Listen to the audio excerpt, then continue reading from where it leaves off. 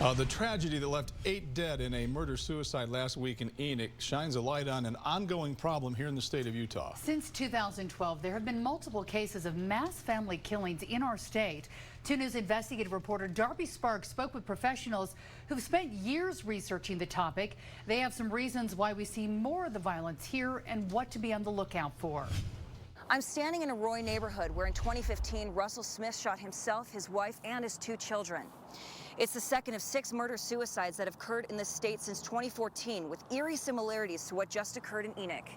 They are feeling sort of hopeless in their life. Former Salt Lake City police officer and current forensic psychologist Dr. Mark Zelig says that mass family homicides tend to occur from 2 triggers. The motives are typically either romantic, loss, or a combination of both. 8 people were found dead in a rural Enoch home last week after police say the suspect Michael Haight shot his 5 children, his wife Tasha and her mother dead before turning the gun on himself. Tasha Haight had filed for divorce just 5 days prior. They don't like losing their control, whether it's a relationship or their ability to earn money and support their family. While most mass family homicides occur at the hands of a husband or father, there are rare occurrences when another family member commits the homicides as well. Such was the case in Grantsville with C.J. Haney, who killed his family members in 2020. Dr. Zelig says these cases are almost always male, juvenile, and unplanned, unlike in cases where the husband or father is the perpetrator. Oftentimes drugs are involved.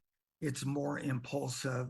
Sonia Solari, a professor at the University of Utah, started studying cases like this in 2003. She said there are 2 types of suspects in murder-suicides, ones who are homicidal and ones that are suicidal. Older perpetrators tend to have more suicidal motives and decide to take their loved ones with them, while younger suspects are typically homicidal. And they decide to kill themselves to avoid prosecution. Signs to look out for, she says, all involve control. The intimate terrorist will tend to isolate victims. They're manipulative. They tend to have charisma, so the outside world sees them as a likable person. Though Solari says victim isolation is the best way to spot these red flags, people on the outside looking in may not know how to spot a family in trouble. Solari says that victim resources like the Utah Domestic Violence Coalition and court protective orders are the best way at preventing situations like this from happening.